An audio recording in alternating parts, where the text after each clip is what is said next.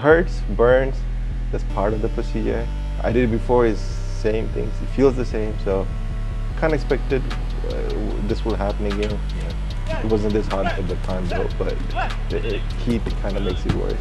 It was hot and the weather was warm, so it was pretty intense. OC spray, it's a mental thing.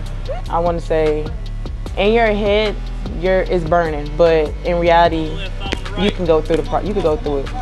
It was rough, but I put it in my head, mind over matter, and I just stay focused. And that's what allowed me to get through it.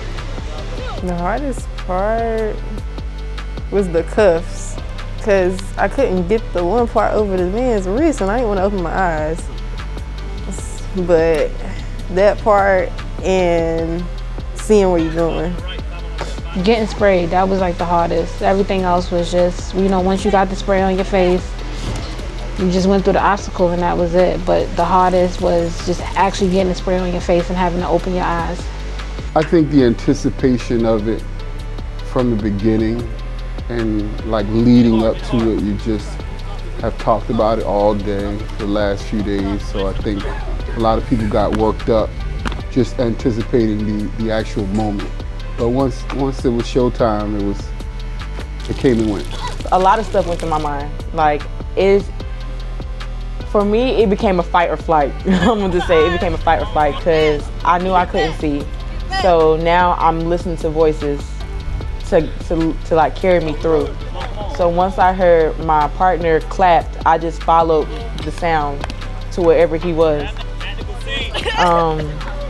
Once I couldn't hear him no more, that's when I started panicking. Once I felt the grass, I was kind of happy because now I know, like, okay, I'm going to the right place. And then once I tripped over Bob, I just flipped him over. You certainly will think twice and use it at an appropriate time and situation, because it's certainly not something you want to use on someone that's not deserving of that type of response. I feel more confident now. And this basically gives you a better understanding why you shouldn't use it. It should be last resort. But the whole thing is it gives you a better understanding how it feels and how it feels to other person when you use it. I would feel good about using it. I mean, I know what it feels like. I know what they'll feel like when they get sprayed with it. So, I mean, I feel good. I don't think there's much that I can say to prepare someone. I would just say that you shouldn't overthink it and get yourself worked up.